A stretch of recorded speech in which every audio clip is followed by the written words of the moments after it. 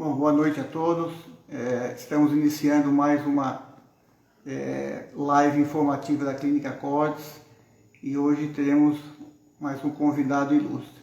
Eu vou contactá-lo agora.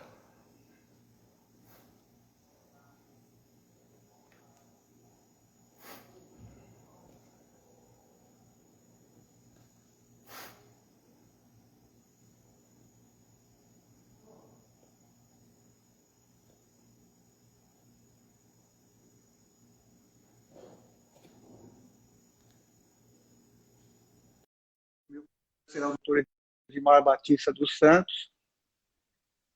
Ele também é cardiologista. Vamos aguardar a entrada dele.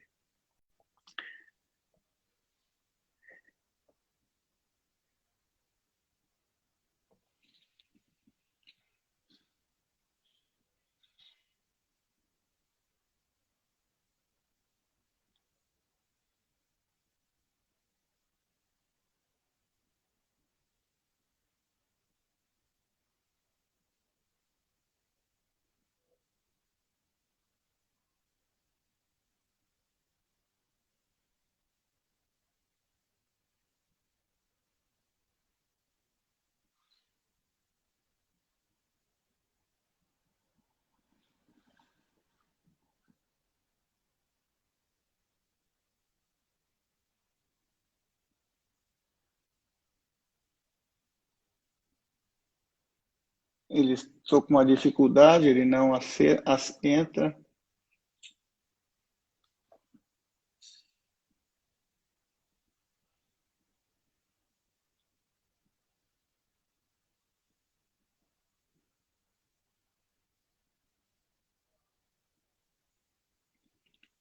Vamos aguardar novamente. Bom, hoje nós vamos falar sobre prevenção cardiovascular. Aí está o nosso amigo Dr. Edmar Batista dos Santos. Tudo bom, Edmar? Tudo bem, é um enorme prazer aqui estar com você de novo. Muito obrigado. Nós agradecemos muito a sua participação.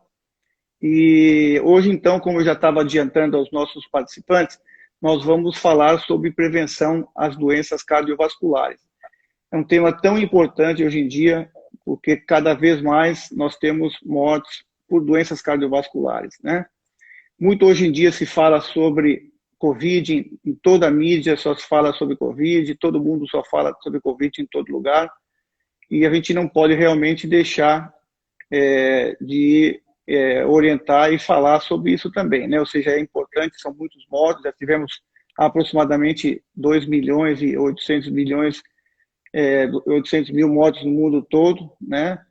E aqui no Brasil por volta de 350, isso realmente é de se pesar, mas as doenças cardíacas matam muito mais. O ano passado estima-se que por volta de 17 milhões de pessoas morreram no mundo todo, então isso é algo muito significativo. Então, por isso que a gente tem que prevenir as doenças cardiovasculares, né? E hoje vamos falar um pouquinho sobre isso, né? O doutor Edmar, ele é cardiologista, né? Eu o conheço há quase 3 décadas, né? Ele também é ecocardiografista, ele tem mestrado em medicina baseada em evidências, é escritor também, já escreveu 2 livros, né? E hoje vamos nos basear num dos livros que ele escreveu, que é justamente sobre prevenção. E ele também atua atualmente em termografia, né? Um subramo da cardiologia, então é uma pessoa de muito conhecimento e muito vai ajudar nossos clientes, nossos pacientes e amigos. Então, Edmar, como já dizia o doutor Marcos Malaquias, né, ex-presidente da Sociedade Brasileira de Cardiologia, ele diz, né, que o principal fator de risco para as doenças cardíacas é o desconhecimento, né? Então vamos transmitir um pouco de conhecimento para eles, né? Conhecer, então, é prevenir, né? E ao contrário do que se faz muitas vezes, hoje nós vamos começar por aquilo que não é muito valorizado na prevenção à doença cardiovascular, né? Ou seja, muito se fala em prevenir as doenças cardíacas tratando adequadamente o diabetes, né? Tratando a hipertensão, mas se esquecem de muitas outras muitos outros detalhes e situações que previnem também de forma grandiosa. Então, vamos começar pelo que se fala um pouco menos. Embora nós, cardiologistas, citemos isso diariamente com os nossos pacientes no consultório, né? Mas muitas pessoas não valorizam muito. Então, vamos começar falando sobre atividade física, né? Atividade física assim, algo fundamental para a gente prevenir não só as doenças cardíacas, mas muitas outras doenças, né? Fala um pouquinho para os nossos ouvintes um pouco da importância da atividade física na prevenção das enfermidades cardíacas. Bom, boa noite a todos, é um prazer enorme falar com vocês. Bom, todo mundo sabe que a atividade física faz bem, é necessário, né, para a manutenção da saúde por mais tempo. A atividade física é recomendada por todas as sociedades médicas, Cardiologia Brasileira, American College of Cardiology, American Heart Association, ESC, European Society of Cardiology, todas as sociedades de câncer do mundo também preconizam o mínimo do mínimo de atividade física seria 150 minutos por semana. Esse é o mínimo do mínimo. Claro que é desejável que se faça mais do que isso, mas o mínimo do mínimo para se manter saudável é 150 minutos por semana. Ora, eu não aguento 150 minutos, doutor Juan, pois comece com 5 minutos, você tem que começar por alguma coisa. Começa com 5, depois começa com 10, e assim vai, né? Creio até que existe um certo exagero no Brasil no que diz respeito, assim, à necessidade de uma avaliação médica antes da atividade física. Alguns pacientes realmente precisam disso, mais velhos, mais idosos, onde a doença coronariana se faz mais prevalente.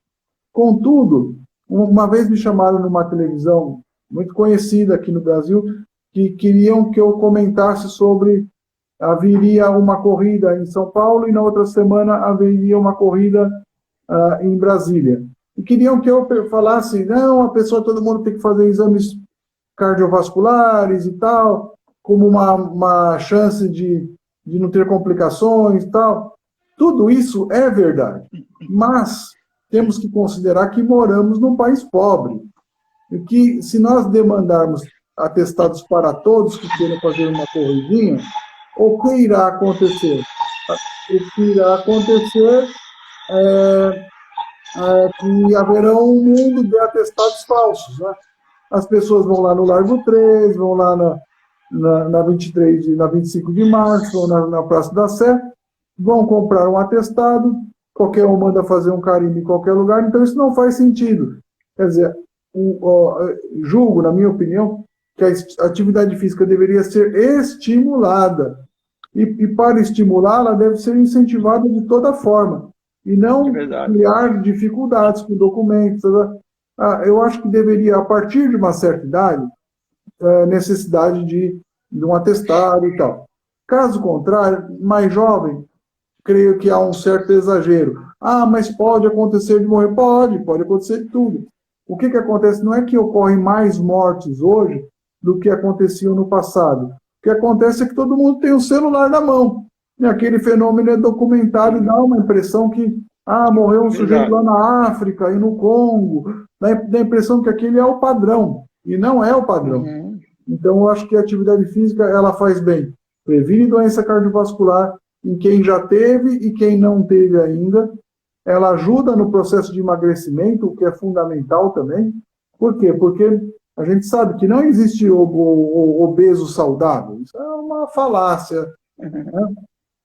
Então, é sabido que quando o indivíduo emagrece, para ele manter-se dentro do peso, a atividade física é fundamental, né? Então, ele ajuda na prevenção do câncer, ajuda ao combate à depressão, ansiedade, uma série de coisas. Então, é uma coisa que sai de graça. A pessoa, principalmente aqui em São Paulo, você que é paulistano também, você sabe disso. A pessoa, às vezes, para fazer uma caminhada, não, eu tenho que ter um tênis de espuminha, não sei de que tipo, com 3 degraus. Eu tenho que ir para Ibirapuera, eu tenho que ir para... Né? Na verdade, academia, não é bem assim, né? Basta caminhar na rua, pô. Não tem, Exato. tem essa desculpinha, né? Então, às vezes você quem não quer fazer sempre tem milhares de desculpas, né? Sim. Então, o que a gente tem que fazer é realmente tirar essas coisas dos pacientes e incutir dentro deles, né? Ou seja, o hábito, né? Ou seja, exercício é igual à saúde. Quer viver mais? Faça mais exercícios. Né? Não tem outro jeito. É o tipo de coisa que não adianta a pessoa ter dinheiro, sabe? Tem dinheiro, não adianta você vai contratar alguém para fazer exercício por você. Não vai conseguir, com certeza, né? Tem que contratar 3 pessoas, né? Para fazer Exatamente. exercício. Não resolve. Pois é. Então, assim, tem que ter disciplina. Para ter saúde, você tem que buscar a saúde. E é interessante porque você sabe que eu adoro filosofia, e um filósofo que foi muito famoso no 2º século depois de Cristo, o imperador Marco Aurélio, foi um dos grandes imperadores romanos, ele dizia que ele era um dos grandes nomes da escola estoica. Ele dizia o seguinte, dizia que devemos nos preocupar somente com as coisas que estão ao nosso alcance. O que não podemos mudar, não devemos gastar energia com isso. Exato. E ele atribuía à época que 70% das coisas não estão ao nosso alcance. O clima que vai estar hoje, a pandemia, são coisas que não dependem da gente, mas tem coisa que depende. E nesse que depende, devemos fazer o esforço absoluto. Nós não podemos mudar nossa genética, mas podemos modificar nossos hábitos de vida de forma satisfatória, de tal sorte a gente não ter os problemas, ou tê-los de uma forma menor, mitigá-los. Ou ainda que temos e morremos, mas a gente morreu lutando, fazendo o que era o certo. O que era a ciência previa aquilo, foi estudado aquilo exaustivamente.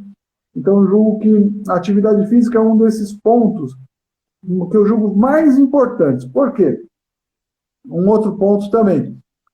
Foi apresentado, foi publicado no JAMA, uns 3, 4 dias atrás, uma mudança do perfil da doença coronariana no mundo todo, no qual mostra já que a doença coronariana está muito mais envolvida num processo não mais de ruptura da placa com o trombo em cima, e sim a erosão da placa. E essa mudança do perfil da placa estaria mais vinculada a outros fatores de risco, como obesidade e diabetes, ao contrário da ruptura da placa, que estariam mais envolvidas ao cigarro e ao estresse. Então, o combate à obesidade vai ser um dos grandes motes da cardiologia, tanto atual quanto do futuro próximo.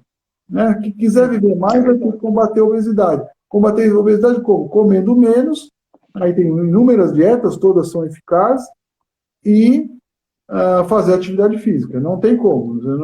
Não tem como ter saúde sem atividade física. Impossível. Exatamente. E quando a pessoa já está engajada nisso, ela sente uma mudança na sua vida, né? Então a pressão arterial dela baixa, a glicose dela melhora. Sim, ela todos os parâmetros metabólicos. Justamente, ela se sente melhor para enfrentar o seu dia a dia. Então, o que a gente coloca realmente é uma evidência. Pena que existe tanta resistência assim por parte de muitos pacientes, né? E de encontro com a atividade física, uma outra forma da gente prevenir doenças é tendo uma boa alimentação, né? Sim. Então, a alimentação ela está ligada diretamente a uma série de doenças e que se pode prevenir de uma forma muito simples, né? Tanto que, digamos assim, se eleger uma dieta, digamos, muito benéfica para o coração, né? E queria que você falasse um pouco, uma dieta que referente a uma região do mundo. Do que eu nisso, porque você é filho de Barcelona. Então, é verdade, você verdade. É um cara do mundo da dieta saudável.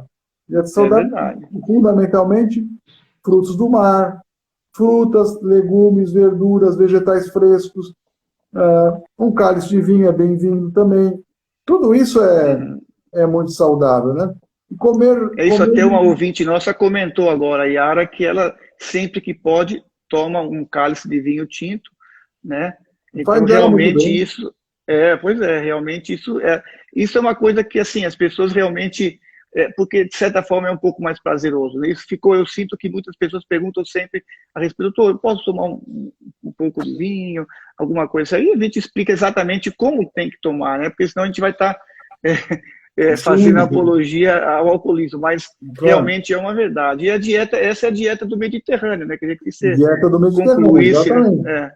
E agora é interessante que já foi demonstrado assim, dietas muito restritivas em relação ao colesterol, elas não são eficazes no que diz respeito a, no mundo real, diminuir eventos, diminuir infarto, diminuir AVC, só a dieta. Então, muitas vezes o paciente não entende, às vezes ele é muito grave, já teve infarto. Eu poderia me tratar apenas com a dieta? Não. Aí é necessário o uso Claro, de remédios que vão ter outras ações além de reduzir o colesterol. Muito, né, é verdade? Muita gente, a é gente vê muito verdade. vídeo aí na internet, sou contra o remédio. Veja, é, a ciência não é contra nem a favor nada. Ela é a favor dos resultados. E os Uhum, resultados, eles são claros, né? Quer dizer, a dieta uhum, ajuda, o remédio ajuda, o estilo de vida como um todo ajuda, né? Uma atitude mental positiva, fundamental, mas a perda de nós vamos peso, chegar lá. ela é fundamental. E uma dieta do Uhum, Mediterrâneo, eu creio que de todas as já propostas, ela é a mais eficaz para o indivíduo normal, vamos dizer assim. Mas eu uhum, preciso perder muito peso. Talvez não seja a dieta perfeita para você. Durante um é tempo, vai ter claro. que fazer uma dieta low carb ou uma dieta de Uhum, jejum intermitente. Enfim, vai ter que ser acompanhado por um profissional para te responder essas demandas. Mas para aquele indivíduo que já se encontra realmente dentro de uma faixa de peso satisfatória, a dieta do Mediterrâneo é que tem mais evidências e não resta dúvida que ela uhum. seja resolve todos os nossos problemas, né? Sem abdicar de nada, né? Pois é. E é claro que a obesidade também é um importante fator de risco cardiovascular. E o emagrecimento, ele também demonstra claramente por vários estudos a redução De significativa evento, claro. dos Sim, acidentes, sim, né? sim. Claro, porque aumenta a resistência à insulina, aumenta o processo inflamatório, né? Aquelas Uhum. citocinas inflamatórias liberadas, vai fazer a disfunção endotelial na parede do vaso, formação de placas, enfim, acreditem. Na verdade, a Obesidade obesidade é uma saudável doença, né? é uma doença. É uma doença. Existia uma. Sempre vai existir no mundo da ciência o outro lado, sempre vai tentar alguém comprovar alguma coisa meio improvável para ficar famoso. Houve um tempo no qual se chamava obesity paradox, paradoxo da obesidade, e viram que pacientes obesos, quando internados por insuficiência cardíaca na UTI ou grandes queimados, eles morriam menos do que os magros. Mas é uma situação muito pontual, muito específica, estudos feitos com muito viés. Na verdade, Uhum. não vá por aí. Um Não vá N por aí que pequeno, né? Um N é, pequeno, né? Ou seja, não, não, isso. com certeza.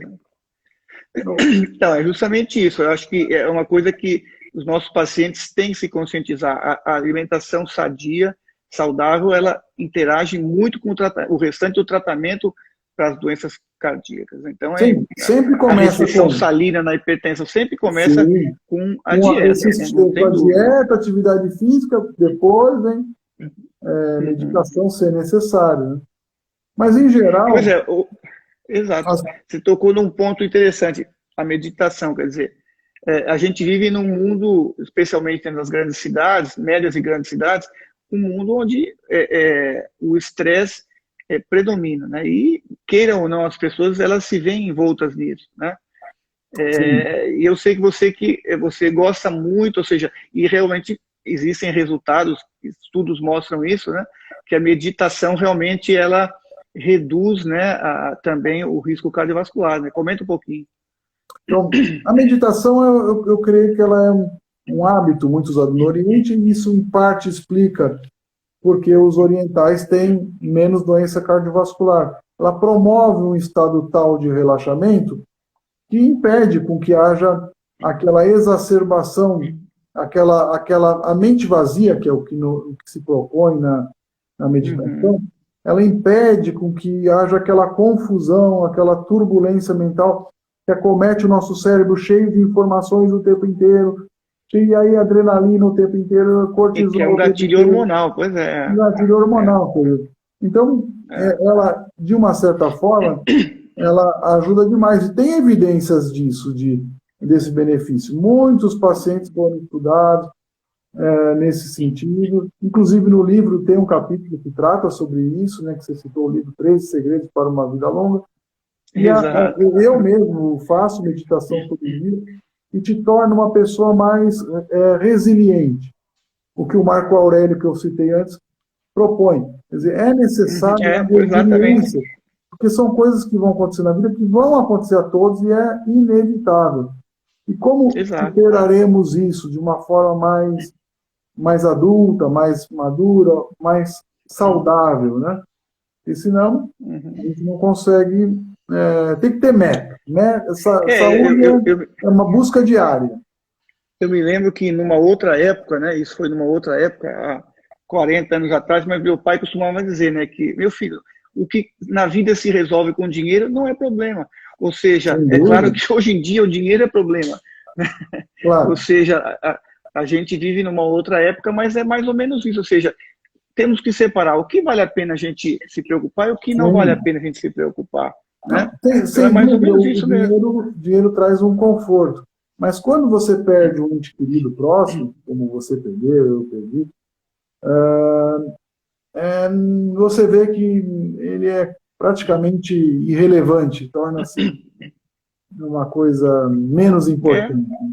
Exatamente. Então, quer dizer, é mais ou menos por aí. Eu acho que e você não precisa de muito tempo, né? Dizem que, né, os estudos mostram que 20 minutos é mais do que suficiente para você conseguir reordenar a sua cabeça. Né? Sim, sim. E é a mesma coisa para atividade física. Poxa, eu aguentei 5 minutos. Tente aos poucos, começa devagar. Use os recursos tecnológicos que tem hoje. Tem milhões de sites lá no YouTube, milhões de vídeos que te ensinam a meditar. Você não precisa... Como a gente volta para o assunto, a gente não quer que você gaste dinheiro, propõe levar uma vida saudável dentro da sua possibilidade, no qual não envolva muitos gastos. Você já tem um computador, tem aí o seu celular, coloque lá no Google, ou no YouTube lá, meditação, você vai encontrar 1 milhão deles. Eu comecei assim, e todo mundo vai começar assim, porque a gente não tem aquela disponibilidade de tempo também. Vou fazer um curso de meditação. Você não vai, aí você acaba não fazendo nada, né? Então, o importante... faça a zumba, doutora Edmar. Aí ela passei. Um beijo, Yara. Vou tentar fazer zumba. Não sei se vou conseguir, mas... hoje eu tenho feito mais esteira, mais ergométrico, mas também com relação à atividade física, é bom lembrar que quanto mais idade se tem, mais benefício também tem os exercícios de força, né, Juan? Quer dizer, para manutenção tem que fazer um pouco de musculação também. A manutenção da massa muscular, que é inevitável que venha ocorrendo com o passar da idade. A sarcopenia, né, é um evento... Isso, exato. E está ligado também a muitas outras doenças, é claro, né? O que é interessante... o que é interessante, antes da gente conversar aqui, eu estava lendo um artigo que foi publicado em 2020 por um sujeito chamado Eric Orwell, e foi publicado em 2020 numa revista chamada Aging Cell. E aí ele propunha, vamos dizer assim, nesses modismos que surgem, né, da proteonômica, análise proteonômica, medir algumas proteínas, e elas estariam ligadas à longevidade, e tal, tal, tal. Aí, quando eu fui ler o artigo na íntegra, eu me deparei com o seguinte: todos os marcadores que ele apresentava, e aí ele sugeria fazer um coquetel desses marcadores, e primeiro que, assim, o resultado disso era muito baixo. A área sobre a curva, numa curva ROC, era 0,62, sendo que o neutro é 0,50. Agregava muito pouco. E aí, os principais marcadores era quando estava alterada, por exemplo, a proteína C reativa. Ora, eram marcadores de coagulação, trombose, e marcadores de inflamação, todos ligados à doença cardiovascular e câncer. Portanto, se você fizer a mudança do estilo de vida, você não precisa fazer esses exames, não faz sentido nenhum. Assim, é muito mais... Tem cara que vai no meu consultório, no seu, você sabe disso. O cara não muda absolutamente nada. Eu acho que ele quer garantir que vai levar para casa o atestado de óbito quando morre, né? Porque, na verdade, o papel do médico presencial é o quê? Ele é um consultor de uma empresa. Qual é a empresa? É o corpo da pessoa. Ele sabe mais sobre aquilo. E juntos vão estabelecer uma estratégia para que a pessoa viva mais e melhor, não é? Esse que é o segredo. Agora, se a pessoa não vai seguir nenhuma das dicas do consultor, está perdendo tempo, né? Está perdendo tempo. Uma vez eu me lembro que eu tinha um paciente de idade e ele era um hipertenso classe 3 e ele não tomava medicação nenhuma, embora dissesse que tomava. E então, isso sempre que ele vinha, ele estava sempre com a pressão nas alturas, e aí um dia eu falei para ele, olha, nós vamos fazer o seguinte, eu não vou mais tratar do senhor, o senhor vai procurar outro colega, porque tudo que eu mando o senhor fazer, o senhor não faz. Então, eu estou perdendo meu tempo aqui, o senhor gasta, o senhor paga o seu plano me paga, e a gente não sai do lugar. Eu perco meu tempo, gasto minha saliva, aí então, não, doutor, então, só me desculpe, eu vou começar a fazer sim, pode deixar. Então, quer dizer, mais ou menos você fala. Quer dizer, muitos eles vão lá para dizer, não, eu fui consultar, né? Então, ou seja, ele está enganando só a si próprio, né? Ou porque a mulher mandou. É muito comum idoso, né? Sim, por que o senhor veio aqui? Como é que posso ajudá-lo? A pergunta para minha mulher. O cara fica, às vezes ele é tão dominado que o espírito dele fica chupado, né? Ele foi chupado. Esse é aquele que a mulher fala por ele na consulta. Sabe o que é, doutor? Está acontecendo isso. Exatamente. Quando o acompanhante fala mais que o paciente, você tem que ter alguma coisa errada. Exato. Agora, outra coisa que a gente vê, né, Edmar, que também tem sua importância, especialmente na hipertensão, ou seja, a pessoa ela conseguir descansar no período de sono. A gente sabe, né, que até a hipertensão ela pode ser induzida pela apneia do sono. Então, então, assim, é muito importante você ter um sono restaurador, um sono tranquilo. Comenta um pouquinho sobre esse aspecto. Eu sei que você gosta muito desse assunto. O sono é onde se faz todo o reparo, tanto da imunidade, quanto hormonal, quanto cerebral, como tudo. Né?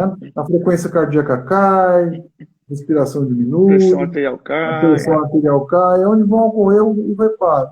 Se não houver uma qualidade de sono, e dormimos por volta, no século passado, 8 horas, hoje 7, mas se não dormimos de forma adequada, não tem como ter saúde. A começar pelo seguinte, escolha um bom colchão. Uma coisa básica, escolha um bom colchão. Se você quer dormir melhor, às vezes o seu problema de coluna está no colchão que você dorme, é uma porcaria, já tem 20 anos aquele negócio, faz até um buraco na cama, né? Tem a marca dela, né?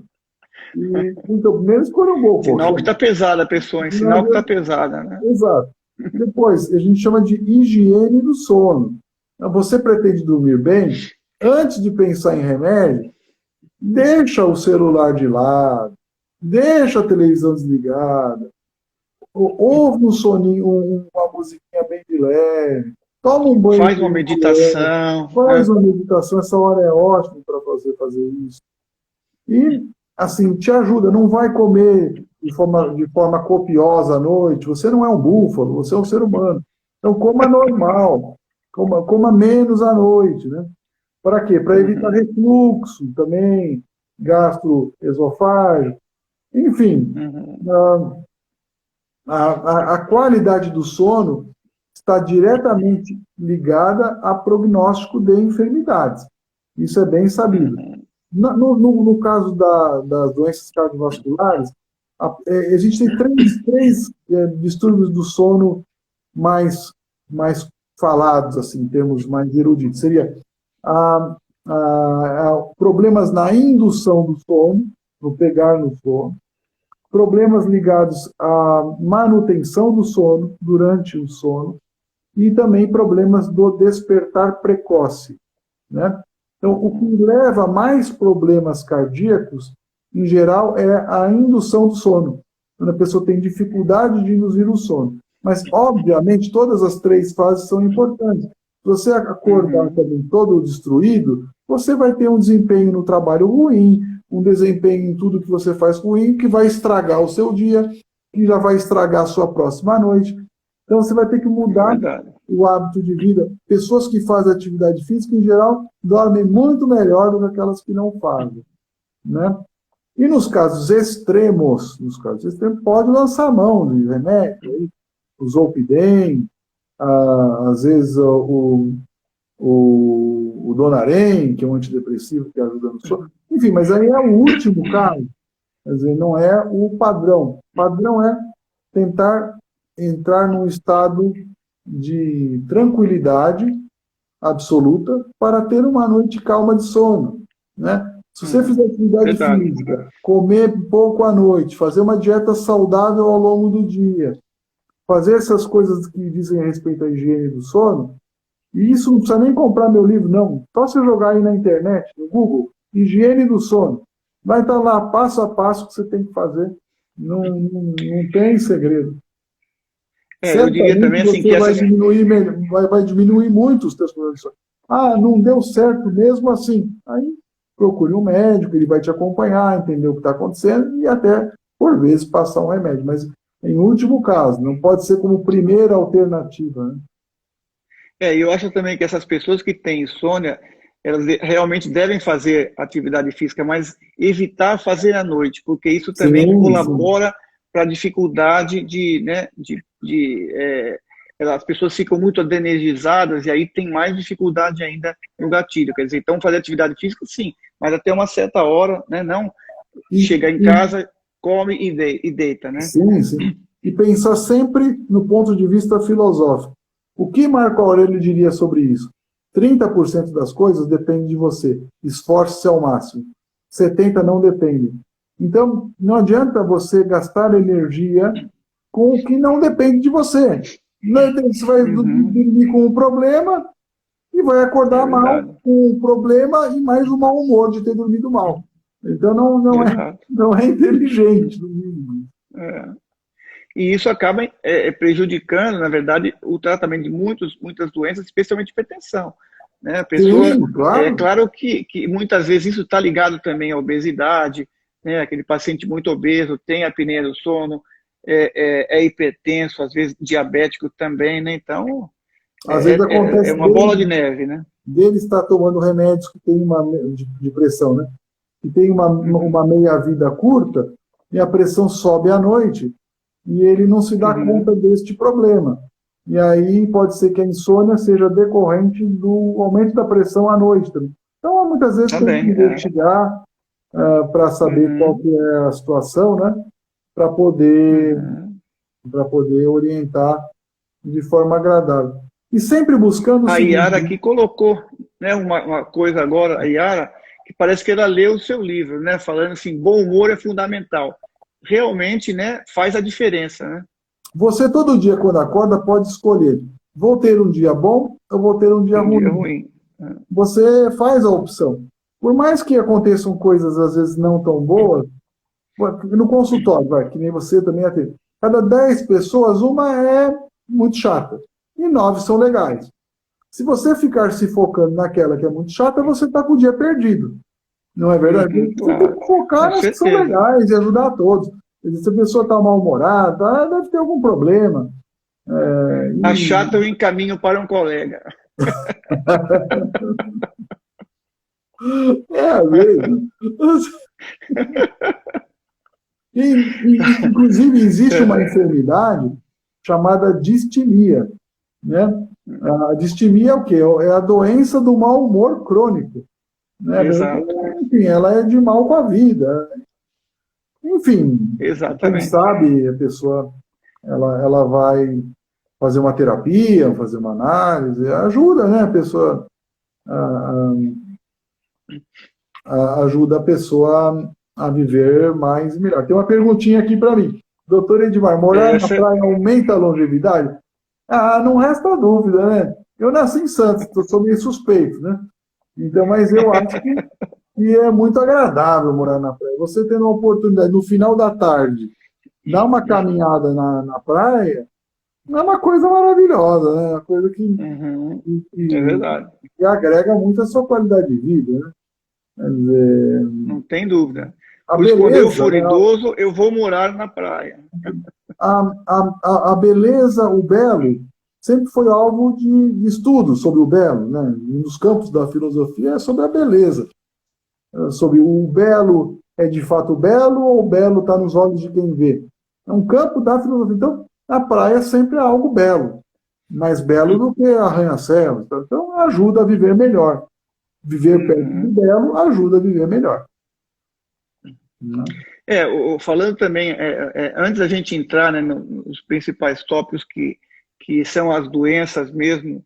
crônicas, né, vamos falar um pouquinho sobre uma coisa que cada vez mais, especialmente no nosso meio cardiológico, está se falando muito, se estudando muito, que é a espiritualidade, né? Uhum. Lembrando que espiritualidade não tem só a ver com religião, né? E Uhum. isso realmente tem uma influência muito positiva sobre o aparelho cardiovascular, né? Sim, tem alguns estudos que demonstram isso claramente. Tem um estudo que eu cito no livro, que é um estudo de pacientes internados na UTI em São Francisco, né, na universidade lá. E o que eles viram era, era o seguinte, é que eles dividiram em dois grupos, randomizaram, e os pacientes iam passar por uma cirurgia cardíaca e compararam o grupo que iria receber orações à distância, sem o paciente saber que ia receber ou não, e sem aquela pessoa que ia fazer a prece saber para quem estava sendo endereçado. Tinha um nome lá, não conhecia a pessoa. Houve uma redução de tempo de internação hospitalar, houve redução de complicações ligadas à cirurgia cardíaca no grupo que recebeu essa prece. Quer dizer, então existem muito mais coisas entre o céu e a terra que a gente possa imaginar. Exato. Então, assim, ter uma fé ajuda, né, em muitos casos de forma mais prática, de tal sorte assim, pessoas que são mais, que têm alguma fé ou frequentam alguma igreja ou qualquer coisa assim, por exemplo, elas têm, em geral, um arcabouço social de proteção. Então, mais amigos ajudam a comprar remédio, mais ajudam a fazer os exames, às vezes se cotizam para pagar uma consulta, sei lá. E isso ajuda demais ao paciente também, de um aspecto bastante terreno, nada espiritual.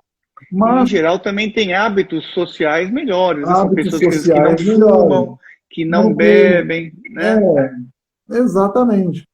Então, assim, a espiritualidade, ela ajuda demais também na forma, caso eu adoeça, como eu irei administrar essa doença aqui. A resiliência que falavam, do que não pode ser, Exato. do que não pode ser mudado, como vamos enfrentar isso, aonde vamos nos apegar, a Deus, obviamente, cada um com o seu Deus, aqui não estou falando, mas alguma força divina, alguma energia, com todo o respeito aos ateus. Eu não sou ateu, tenho enorme respeito, conheço amigos ateus de extraordinária inteligência. Só que eu acho que se a pessoa puder escolher, eu acho que acreditar em algo é sempre melhor, é mais inteligente, viu? Porque é, você acreditar entre ter e não ter alguma coisa depois, é melhor sempre optar por ter, viu? É mais agradável essa ideia, né? E Não tem dúvida, mas a gente sabe, né, que na hora da morte, dificilmente alguém é ateu. Sempre Deus surge na cabeça da sim, pessoa para ajudar né? Então, ela lembra pois é, do ladrão bom, né? Assim, que Deus me ajude, pois é, pois agora, é, é verdade. não, a fé, É, ela ajuda demais, né? Principalmente como a Lê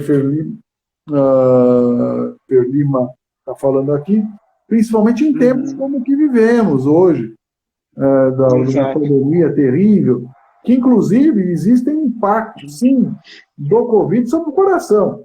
Não pense que é o que está, muita coisa que falam aí mas as sequelas.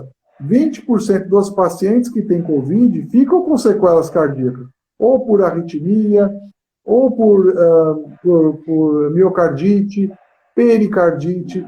Então, no pós-Covid, é importante sim fazer uma consulta com o cardiologista, porque Sim, como é que você pretende começar a fazer uma atividade física, mesmo que você tenha feito antes, depois de um quadro de Covid? Você vai saber se teve exato, miocardite e corre risco de morte súbita. Então, justamente. é importante essa. Isso me parece que ficou assim já bem claro para os pacientes. Eu tenho recebido muitos pacientes que tiveram Covid que vêm para fazer um check-up cardiológico, mesmo que já tenham feito há pouco tempo, no intuito de voltar à prática esportiva, mas eu tenho feito muito. E isso É é uma coisa que está me necessário. deixando contente, né? O esclarecimento, a imprensa tem ajudado nesse sentido, ficando claro que não é uma doença, é uma doença diferente do que a gente já conhecia. E estamos aí um ano Uhum, e pouco aprendendo sobre ela. Um dos aprendizados foi esse. Que podem, não é que todo mundo que tem vai ter, nada disso, mas podem existir complicações tardias e que merecem cuidado para não ser uhum, surpreendido. uhum. Edmar, vamos deixar aquelas coisas que habitualmente já se fala mais para o final, se der tempo a gente Sim, menciona nisso, claro. mas como as doenças crônicas que eu já falei. Mas, assim, uma coisa que se dá pouca importância para isso, mas que já se demonstrou em vários estudos pontuais, que influencia muito a nossa vida e, obviamente, diminui o risco cardiovascular, que seria a, uma agregação à saúde familiar, ou seja, uma harmonia familiar, harmonia Sim, do casal, sim. e logicamente também financeira, né? Não Sim, é? isso é fundamental. Tem estudos, inclusive, feitos. Um grupo lá do Dante Pazanese fez um estudo mostrando a renda e o risco de morte cardiovascular. E aí você observa que não é só no Brasil, em todos os países do mundo, existe assim, estados mais pobres dos Estados Unidos, por exemplo, Louisiana, que é o estado mais pobre americano. Em relação a Califórnia, Texas, Nova York, a taxa de morte cardiovascular é muito maior, porque pessoas têm menos amparo social, menos recursos para procurar hospitais melhores, menos chance de comprar Uhum, remédios, mais problemas de natureza emocional em função disso. Então, elas se uhum, encontram muito mais vulneráveis. Pessoas que têm estruturas familiares mais sólidas, elas, elas vivem mais, né? E isso é uhum, bem claro. Não apenas de doença cardiovascular, quanto de câncer. Mas isso uhum. todos os dados epidemiológicos vão nesse caminho, né? De uma boa estrutura, de uma boa estrutura familiar. Tem até dados interessantíssimos, mostrando que pessoas casadas vivem mais do que pessoas Isso, solteiras. solteiras ou divorciadas, é verdade, isso mesmo. Pessoas, Porque, em geral, tem hábitos melhores também, né? São pessoas que assim, têm uma alimentação melhor, um sono melhor, né? Ou seja, sim, isso menos influencia estresse concretamente. também, né? Menos estresse, pois é. Como que covardemente, às vezes, a sociedade a julga, é um cara separado, Uhum. né? Então, enfim, mas a gente não, como volto lá, o que pode ser mudado e o que não pode ser mudado, né? Então, Exatamente. É. claro, ter uma companhia é fundamental, ajuda muito a superar. A Uhum. solidão é muito triste, mesmo que seja a companhia de um cachorro. Né? É verdade. Uma das coisas interessantes é pessoas viúvas que têm cachorro vivem mais do que as que não têm Que não tem, sim. animais de estimação, né? Assim, por quê? Porque é uma companhia, essa E, transmissão de sentimento. na verdade, assim, o que impacta muito é a sensação de felicidade, né? Então, quando a pessoa se sente feliz, ela tem uma descarga de hormônios do bem, digamos assim, né? Sim, E isso repercute diretamente na saúde cardiovascular e de outras doenças, cânceres também. A nossa busca, na verdade, dentro da medicina, e você matou a charada, você é um cara sempre acima da média, eu sempre achei, há 30 anos que eu te conheço, e sempre acima da média. Mas eu digo mesmo. Não, o fato concreto é qual o sentido de tudo? A busca pela felicidade. Agora, a felicidade dentro da moderação, que Epicuro, o filósofo, já falava que a filosofia, e aí eu enquadro a medicina no mesmo patamar, a filosofia, assim como a medicina, usa a vida e o ser humano como objeto de estudo, tem a verdade como um meio e a felicidade como um fim. Quer dizer, então, qual é o nosso meio, a nossa verdade? É a ciência. É a ferramenta que a gente pode usar. Sem abdicar, claro, de coisas que vão além da ciência, da metafísica, que é a fé, a religião, e coisas que compõem a sociedade, é um caldo cultural que nos antecede. Por isso é muito importante também. Porque a fé é importante? Por quê? Porque como a sociedade nos vê é importante? Sim, porque a sociedade existia antes de nós nascermos. Então, nós somos seguidores de uma tradição, queiramos ou não. É verdade. É isso mesmo. Não tem dúvida. Eu acho que é por aí mesmo, quer dizer, essa é a palavrinha mágica, né? Felicidade é igual à saúde, né? Não tem dúvida. Existem pessoas que têm déficit de saúde e são felizes, você pode até encontrar felicidade dentro da doença, mas não é a regra. Você pode ser muito mais feliz se for saudável, obviamente. Claro, com certeza. Mas, de qualquer forma, qualquer doença, muitas vezes, não digo uma doença facilmente controlável, qualquer coisa, mas uma doença grave, uma doença maligna, isso aí gera, muitas vezes, depressão endógena. Então, claro, é natural que ocorra, né? Pois é. É muito triste. E a Yara está aqui. Temos a necessidade de saber que precisamos ter alguém para cuidar e amar para viver mais, eu acho. É verdade, Yara. E a Yara é uma guerreira, viu? Pessoa maravilhosa. Ela e o Cláudio, o marido dela, são muito, muito gente boa. Manda um abraço. E são pacientes fiéis, hein?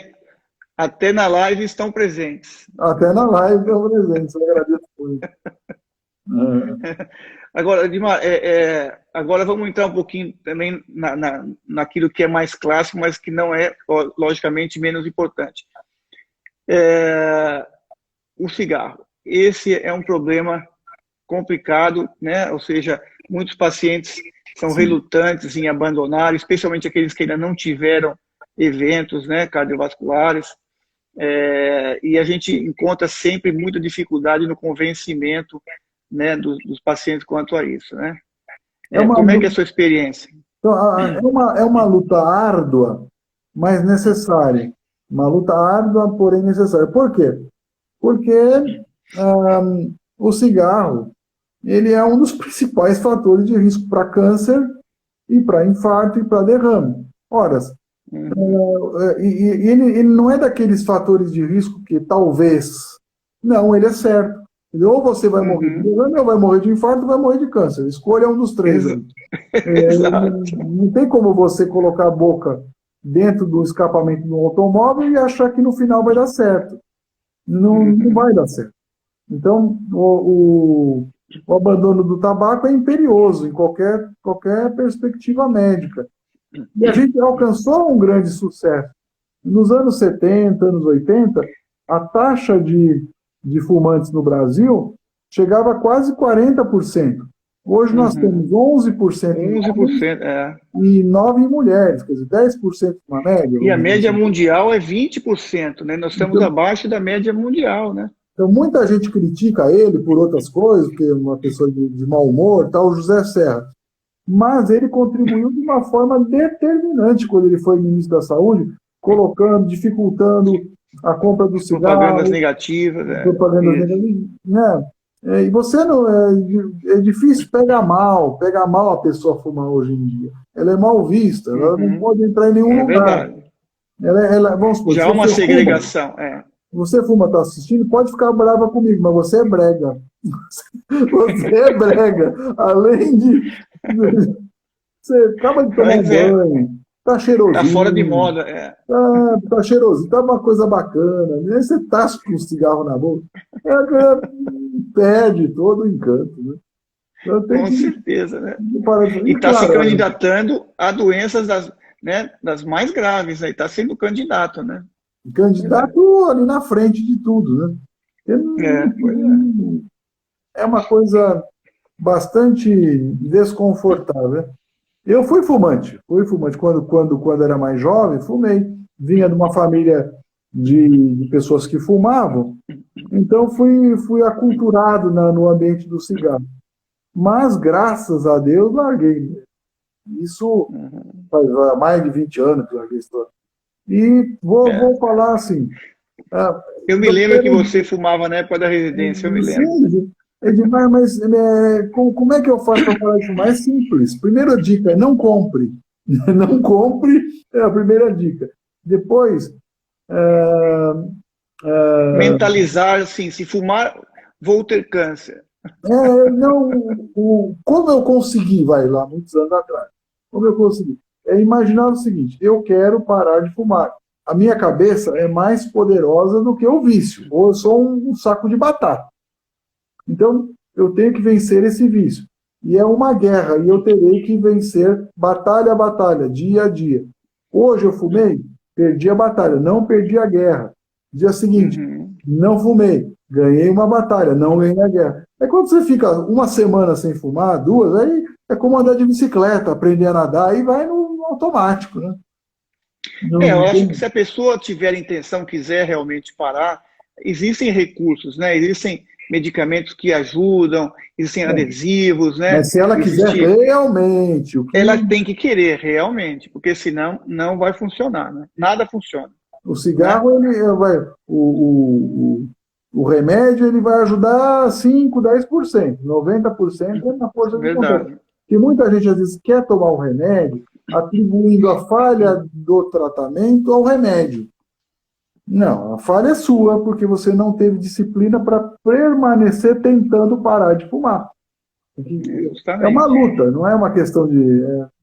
com adesivo, sem adesivo, com bupropiona, sem bupropiona, com Champix, seja... É o que existe. É pouquíssima opção terapêutica e muita força de vontade. Então, para quem não fuma ainda e é jovem, fuja desta praga. Fuja dessa praga. Porque não viciar é o segredo. Nós acho que estamos no caminho certo, né? Já se reduziu a incidência para 11%, a gente vê que os jovens cada vez fumam menos, né? Nós estamos realmente no caminho certo. Aqui já não é tão cultural como é nos países mais ricos, né? Na Europa principalmente. Sim. Então a gente está no caminho certo, né? Porém, a gente vê muitos pacientes já com doença coronariana que ainda não consegue largar, realmente o osso convencer, você está certo. Bom, a gente tem pouquinho tempo, né? Então vamos dar uma pincelada rápida. Eu falo muito. O que mais se fala? Oi? Eu falo muito, me desculpe, viu? Que é isso, imagina. Você está falando muito bem. Nós temos 10 minutinhos só, vamos dar uma pincelada, então, naquilo que é o mais habitual, que todo mundo cansa de ouvir a gente falar nos consultórios, né? Que são as doenças crônicas mais comuns, né? A hipertensão e o diabetes. Isso acho que é por isso que eu deixei para o final, porque muitos pacientes já têm uma certa orientação, mas dá a sua mensagem final aí para quem é portador de uma dessas terríveis doenças. Então, hipertensão e diabetes, vou colocar juntos. Principal coisa é acreditar que tem a doença, aceitar que tem a doença com resiliência e seguir a orientação do seu médico de confiança. Isso é absolutamente necessário. Segundo aspecto é ter um medidor de pressão em casa ajuda, porque você é hipertenso. 65% dos hipertensos não tem sintomas. E a presença ou ausência de sintomas não discrimina o risco. O que discrimina o risco é o quanto está medindo no reloginho lá, no esfigmomanômetro. Quanto maior o risco. Na maioria das vezes, 70% das vezes, é necessário a combinação de remédios para que a gente logre êxito. Quanto mais próxima a pressão ficar de 12/8, tanto melhor. O que é o hipertenso, categoricamente? Indivíduos que têm a pressão sistematicamente acima de 14/9. O que faz o diagnóstico de hipertensão? Claro, as consultas médicas, as medições, e a MAPA, que é a monitorização ambulatorial da pressão arterial. Aquele exame que você acha chato, tem que ficar um dia inteiro com o gravador no braço e tal, mas ele é o padrão ouro para fazer o diagnóstico. Ele é melhor do que a medida do consultório, é melhor do que a medida em casa. Né? Então, mas ter um aparelho de pressão em casa é útil. Ainda quando você vai tá passando mal em casa, qualquer coisa, você vai se comunicar com o seu médico, você tem um parâmetro a ser utilizado. Sempre lembrando que aparelhos de pulso, não é que eles não prestam, mas eles medem outra coisa. Eles medem a pressão arterial radial, da artéria radial.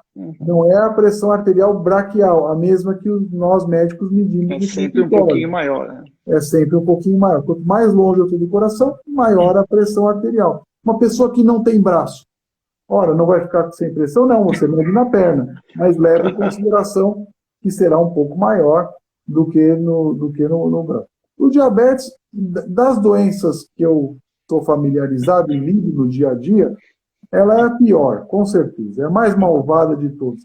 Porque a maior parte do tempo os pacientes passam também assintomáticos e ela vai destruindo a microcirculação, os nervos, a macrocirculação, leva a cegueira, amputação de pernas, insuficiência renal, insuficiência cardíaca, infarto, derrame, impotência, disfunção erétil, né? Então, é uma doença bastante grave e muitas vezes a pessoa, para diminuir o seu problema, elas colocam no diminutivo, né? Eu tenho um diabetesinho, doutor. Não, diabetes é diabetes. Né? Não tem meio grávido, eu sou diabético. Ele é menos grave ou mais grave, mas é diabetes. E merece um tratamento todo cuidadoso, porque diabéticos, em média, perdem 6 anos de vida. 50% deles morrem de doença cardiovascular. Então é importante que haja um tratamento em conjunto, endocrinologista e cardiologista, porque todos os estudos nesse sentido demonstram que o tratamento otimizado, vamos dizer assim, controlar a pressão, controlar o colesterol, controlar o diabetes, ele resulta, e isso foi muito bem demonstrado num estudo chamado Steno-2, ele resulta em benefícios muito maiores do que cada um deles isoladamente. Então é necessário... e aí, engraçado, nesse Steno-2, inclusive quando foi comparado redução da pressão sistólica, redução da hemoglobina glicada e redução do LDL colesterol, o que teve mais impacto na redução da morte cardiovascular em diabetes foi a redução da pressão arterial, e não necessariamente da hemoglobina glicada. Então, muitos pacientes falam, você é diabético? Não, eu não sou, mas eu tomo 3 remédios para diabetes, então está controlado. Não. O diabético é diabético, portanto, terá um prognóstico sempre um pouco pior do que o saudável. Mas conseguimos fazer com que você viva muito mais e melhor do que não tratado, né? Então, hoje em dia nós temos avançado muito em relação aos medicamentos para o diabetes. Né? Hoje em dia você tem medicamentos que reduzem não só a lesão microvascular, mas como a macrovascular e a mortalidade, que é muito alta, como o Edmar já falou. Então, a gente sabe que o tratamento do diabetes é difícil, especialmente porque tem que fazer a dieta, e a dieta para o diabetes realmente é difícil, mas a gente tem recursos hoje em dia. A gente só precisa que você, paciente, nos ouça, colabore. A gente sabe que existe a dificuldade do custo, esse medicamento tem um custo um pouco mais elevado, mas é um custo que nunca vai pagar a sua vida, né? Então, há como realmente prevenir, reduzir a mortalidade, né? Isso vai em algo assim de 20%, quer dizer, é muita coisa, né? Edmar? Não, é fato, mas o que é importante salientar também é o seguinte: os remédios não são iguais. Ambos abaixam a glicemia igual. Mas eles são iguais no que previne, na prevenção de morte? Não são iguais. Por isso que, às vezes, o médico escolhe um remédio um pouquinho mais caro do que outro, em função dessa proteção adicional ao coração, ao cérebro. E o estudo, se me permitir, o estudo UKPDS, United Kingdom Prospective Diabetes Study, feito pelo David Matthews, da Universidade de Oxford, seguiu ao longo de 20 anos as pessoas as pessoas recém-diagnosticadas com diabetes e com vários tratamentos ali, metformina, insulina, tratamento com sulfa, e não houve redução de morte cardiovascular nesses 20 anos, com os remédios antigos. Havia redução de cegueira, redução de microvascular, mas não havia redução de macrovascular, com infarto, derrame e amputação. Somente em 2010 para cá, praticamente, é que surgiram novos remédios capazes de diminuir muito esses eventos macrovasculares. E, portanto, é o que a gente preferencialmente tem usado nos consultórios, hospitais. Tal. E que, verdade, obviamente, não vai ter momentaneamente hoje à disposição dos pós-saúde ainda, porque tem um preço maior que o Estado brasileiro não é capaz de suportar o custo, porque nós temos uma população de 210 milhões de habitantes, inúmeras preocupações com Covid, quer dizer, os problemas do Brasil é um saco sem fundo, né? Não falta problema aqui, né? Mas, o mal maior é a corrupção, né? Mas dúvida. Esse não é o nosso tema. Não, claro. Edmar, assim, eu quero agradecer muito a sua participação. Eu que agradeço. Eu acho que o pessoal gostou bastante pelas mensagens ali, e nós vamos deixar salvo realmente essa live para que muitos outros possam ver. Você foi fantástico e fala muito bem, né? Aprendeu a dominar, né, a palavra. Então, quero te agradecer muito mesmo, e em nome da Clínica Acordes, esperamos que possamos outros bate-papos aí, porque o pessoal gostou realmente. Será sempre um prazer. Será sempre um prazer. Valeu. Com amigo é sempre gostoso. Valeu, digo mesmo. Muito obrigado mesmo, tá? E aí, desculpa o adiantar da hora aí, né? Imagina. Aí pelo menos não vai ter as pegadinhas, né? Com amigo é mais fácil. Não, com certeza. Pelo contrário. Valeu, muito obrigado mesmo, tá? Obrigado a todos. Um grande abraço para você aí. Valeu, muito obrigado. Tchau, querido. Tchau. Tchau.